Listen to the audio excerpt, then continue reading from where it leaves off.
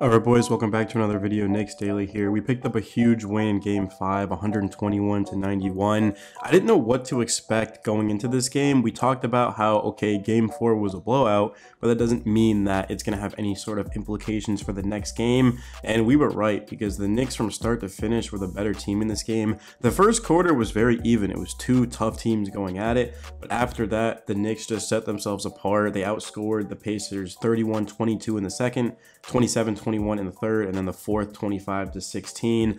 Overall, the Knicks just hit shot after shot. Defensively, they were electric. They rebounded the ball well. Something that the Knicks hadn't really done this series was rebound the basketball better than Indiana. They were winning the rebounding battle more often than not, but they weren't dominating. Well, the Knicks in this game dominated. They had 20 offensive rebounds is just insane. I mean, that definitely probably isn't an NBA record, but it has to be right up there, man. I mean, that's a lot of offensive rebounds. The Pacers, in comparison, had just 5. Overall, 24 defensive rebounds for the Pacers, and we had 33. So you can see when the Knicks dominate the boards, they often win the game. It leads to second chance points. The Knicks, overall, they're not the best offensive team in the world. Yeah, Jalen Brunson's amazing. He's a superstar. But outside of that, the Knicks, they've got some players they like, but it's not like, Julius Randle's no longer out there, a guy that's giving you 24 a night on 50%.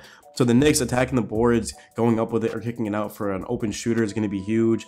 Dante DiVincenzo, if you were to tell me that he would be 0 of 6 from 3 tonight, I probably would have thought we would have lost, but other guys stepped up. Of course, Jalen Brunson had 44 points. We'll get into him in a minute here. But Miles McBride was amazing in this game. 3 of 7 from 3, 7 of 15. He was honestly even better defensively than he was offensively, and he was good offensively.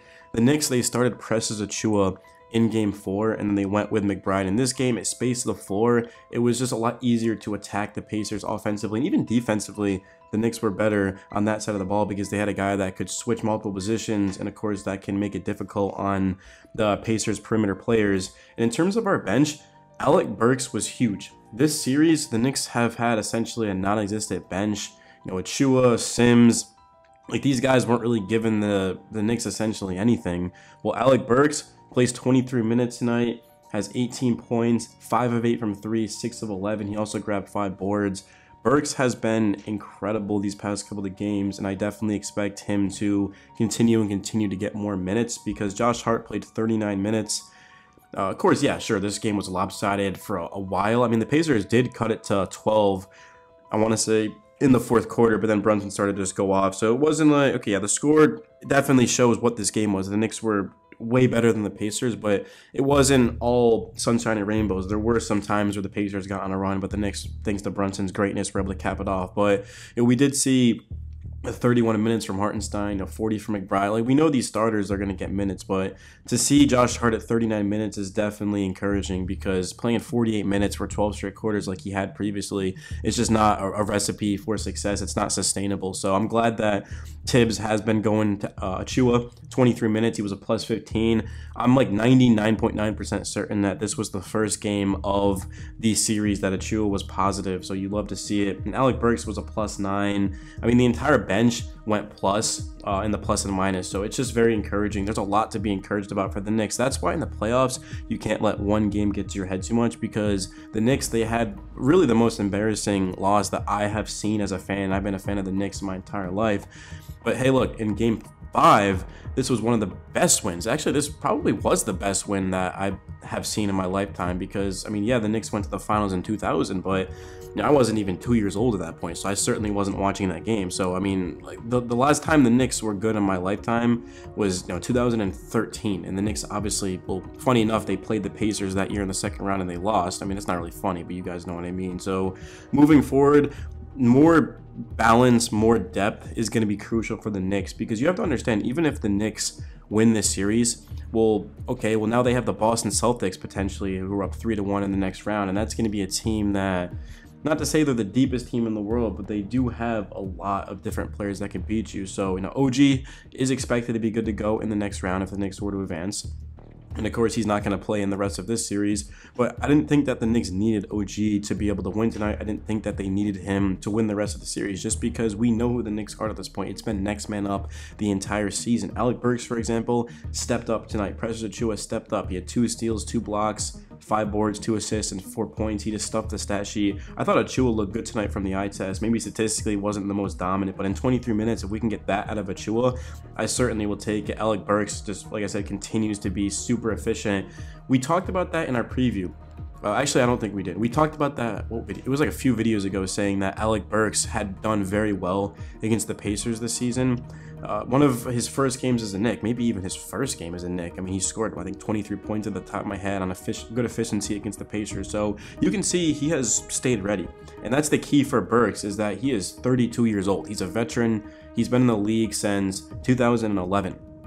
He's played for like 7 different teams. So when you have a veteran at the end of your bench and he's called upon to hit some shots and to make plays, he's going to be ready. And Burks, he was essentially a throw-in player to that trade. The Knicks' main target was Bojan Bogdanovic in that Pistons trade, and Burks ended up being a contributor. You could say the same thing about the OG trade. Remember when the Knicks traded RJ Barrett and Emmanuel Quickley for OG Anunoby? Well, Precious Achiuwa was a throw-in player. And I'm not saying that the Knicks said that. I'm just saying that he was, okay, maybe to rephrase it better, he wasn't the main piece of the trade. But Burks and Achiuwa are playing big minutes, rotation minutes off of the bench. And this is just complete 180. I mean, the Knicks in game 4, absolutely embarrassing performance. There wasn't much hope outside of having home court 2 of the next 3 games. But the Knicks, they protected home court, and that is absolutely huge because the Knicks came out with a different type of tenacity, energy. It was just amazing to see. And going into game 6, which is going to be Friday night in Indiana, the Knicks are going to have a chance to finish off this series, but if they don't, they have home court in game 7. And I'm not going to try to jinx the Knicks, but Indiana, they haven't been able to beat the Knicks so far in New York. Now, the Pacers have defended the home court. I'll give them that. They won the first 2 games, but game 3, it took Andrew Nembhard, who was 1 of 7 at the time, to hit a 35-footer. So is that going to happen again? Who really knows? But the Pacers just tonight, I mean, I don't know how you go from beating the breaks off of the Knicks to this. I mean, the Pacers, they didn't come out with any energy. It was basically just the opposite of the last game. These 2 teams just flipped sides. But for the Knicks, Jalen Brunson, he just said, give me the ball and get the hell out of my way. I mean, he had 44 points on 18 of 35 shooting. That's obviously over 50%. 2 of 6 from 3, 6 of 7 from the free throw line, 7 assists, 4 boards. Good overall game for Brunson. He only had 3 turnovers, which is huge. Turnovers have doomed the Knicks in this series. Josh Hart's averaging about 4 a game. Brunson, the same thing. So the Knicks just keeping the turnovers down tonight. We only finished with 9. That's definitely going to be the type of area that we want to be in. In comparison, the Pacers had 18. So when you win the turnover battle by 2, times 2, you turn the ball over 2 times less, you're going to be in a really good situation. But the thing with Brunson is that you could see there was something extra to this game. He said in post-game after that game 4 loss, he essentially, to paraphrase, said that we're not making excuses, we've got to find a way to get it done. And he came out with a much different type of confidence. He attacked the basket. He didn't care who was guarding him, whether it be Naismith or Nembhard. He went right after them. His mid-range was on, but attacking the basket was the thing because his layups were coming up short. Now, Brunson, you just don't see him miss some of the shots. It's just uncharacteristic, the misses that he had. A lot of them were short, flat. I mean, you name it. I mean, Brunson was just missing and missing and missing. But in this game, he was on, and you got to give him credit. It's not easy for a player who's asked to do as much as Brunson to be playing with a bad foot, to be coming off of a terrible and a trashy game. And we don't talk about Brunson having a trash game very often, I mean, but certainly the last game was. But for him to bounce back and put the Knicks in a situation to succeed is huge. I mean, you got to remember that 82% of teams in a 2-2 series in the NBA end up winning that series, right? The team that wins game 5, they 82% of the time they win that series. So the Knicks had to win this game. It wasn't a matter of, oh, like they've got to do it. No, like you need to, right? It wasn't a what, it was a need. And for the Knicks to get this game, it gives them cushion because they can go into Indiana in game 6, all the pressure's on the Pacers, and let's just say that they lose, well, now you have home court for game 7. So a best case scenario, obviously, is we finish them off in their own building and not go back to a game 7 where anything can happen. But at least the Knicks giving themselves a chance by winning this game, because now the Pacers have to win 2 straight games, one of them being in New York. They haven't proven to be able to do that yet. So, but also the Knicks have it as well. But when you're up in the series, I mean, it just takes all the pressure off of you. So, I mean, if you were to tell me that the Knicks would be up 3-2, Coming into the series, I would have taken it. I mean, it's the playoffs. Anything can happen. The Knicks were banged up coming into the series. Obviously, no Mitchell Robinson, no Boyan, no Randall, and then OG ends up getting hurt. I mean, anything could have happened. But, Isaiah Hartenstein, I haven't even talked about him. I don't know why. The dude was insane in this game. I mean, he had 17 boards, 12 of them offensive. That tied a Knicks record. You have to go back to 1994, the last time a Knicks player had 12 offensive rebounds. Hartenstein also had 7 points. On 2 of 3 shooting, 3 of 4 from the line, 5 assists. Hartenstein, he's a free agent. The Knicks need to re-sign him because Mitchell Robinson, I don't really know what to expect out of him to this point, but all I know is that Isaiah Hartenstein should continue to be the starting center for the Knicks moving forward. He's also relatively young.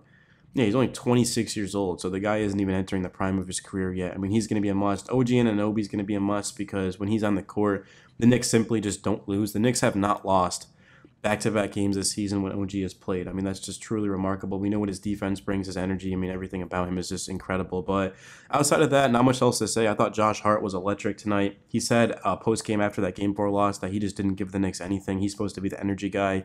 He had 18 and 11 tonight. Overall, good game. Hart attacked the basket. He just set up everything for the Knicks, in my opinion. It was an amazing game, and I just can't wait for the next one Friday night. It's going to be awesome, man. Hopefully you guys enjoyed the video. Smash the like button, subscribe, Knicks Daily, and I'll see you boys in the next one.